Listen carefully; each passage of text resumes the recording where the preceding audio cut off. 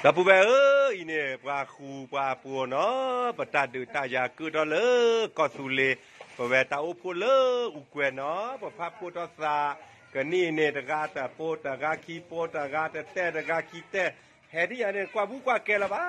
เนาะอีเนี่ยปกติเลยดอพูดเอาไว้เลยก็สุเลเนาะปะละกว่าคู่บ้านนากระจากาไว้ได้เนี่ยเนาะ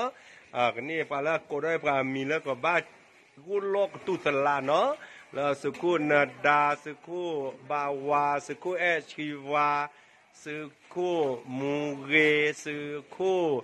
ดาบอสุขุซาโลสุขุจอเซสุขุพือเคลเนาะไกลแกทีแกก็เนาะแต่ละบ่าวว่าลอกี่น้อยว่าต่อปราปราเนาะกันนี่เนาะอีเฮลเลเฮดจอเดว่าเนาะแล้วตาเนี่ยโคสิบเลือเกตาอุพูละมาเจปราตาอุพูละอุงเฮทาตาอุพูละตากาเบเลเฮมตาอุพูละโอไอซีตาอุพูละพรสวรรค์ตาอุพูละปาคาตาอุพูละแม่ลอท่าเนาะตาอุพูคือพูมาเจปราตาอุพูละตาเคยให้ตื่นแล้วอุพูก็ยับเลยเด้เนาะแล้วตาเนี่ยโคก็เฮเธอปากเสเราแบบเธอจะเนี่ยเนาะจัวชูเก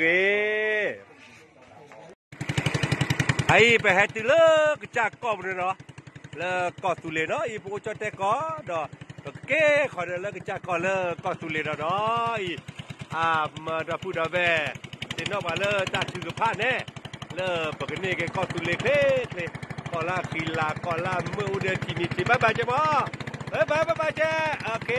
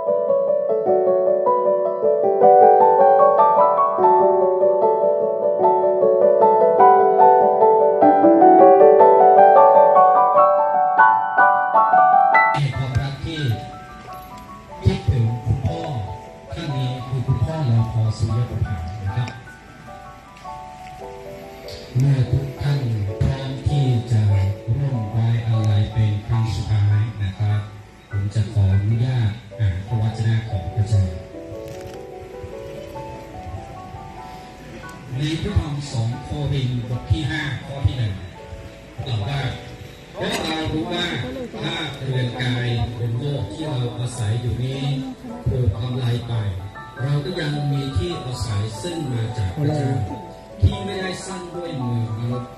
และอยู่อย่างถาวรนิรันดร์ในสวรรค์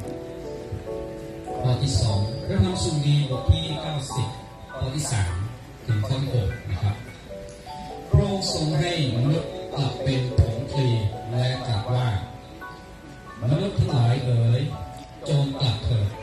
เพราะคำปีในสายพระเนตรของพระองค์เป็นเหมือนวันนี้ซึ่งผ่านไป แล้วหรือเหมือนอย่างเดียวในกลางคืนพระองค์ทรงเทกันล่วงหลับบนเขาทั้งหลายพวกเขาก็เหมือนหญ้าที่งอกขึ้นในเวลาเช้าแต่ต่อไปเราจะขอการทรงนำที่มาจากองค์พระผู้เป็นเจ้าผู้ที่จะอธิษฐาน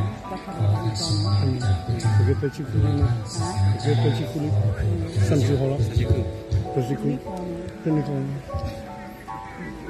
เพื่อเราร่วมใจอธิษฐาน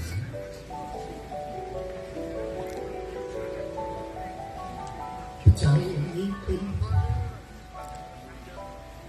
เป็นวันสุดท้ายที่เราจะเห็น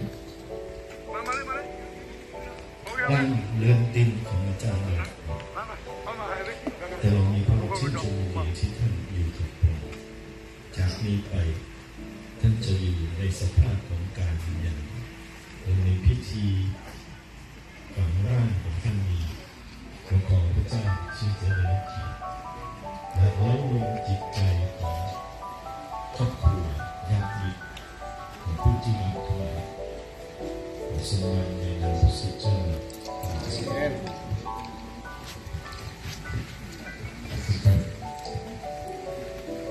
ต่อไปเราจะร้องเพลงสรรเสริญพระเจ้าในบทเพลงที่มีชื่อว่ามีสถานอันงดงามเลิศนักหนา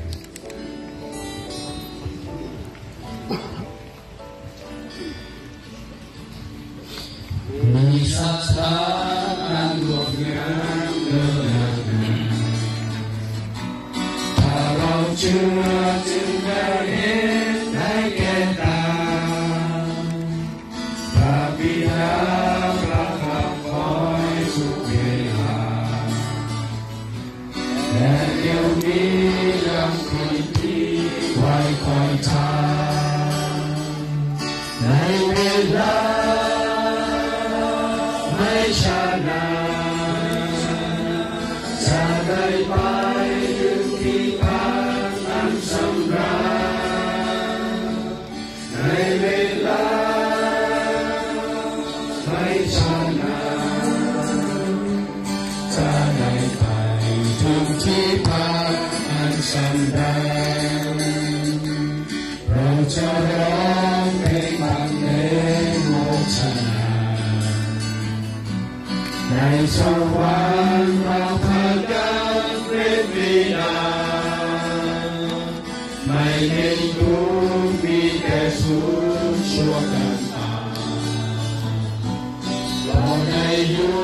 กับพระเจ้าในดวงตาในเวลาไม่ช้านานจะได้ไปถึงที่พักอันสำราญในเวลาไม่ช้านานจะได้ไปถึงที่พักอันสำราญขอพระคุณพระบิดาผู้ประทานสรรเสริญด้วยบทเพลงอันสำราญเพื่อเป็นการแสดงความกตัญญูแด่พระองค์เจ้าผู้ทรงพระชนอยู่ในเวลาไม่ช้านานจะได้ไปถึงที่พักอันสำราญในเวลาไม่ช้านานจะได้ไปถึงที่พักอันสำราญ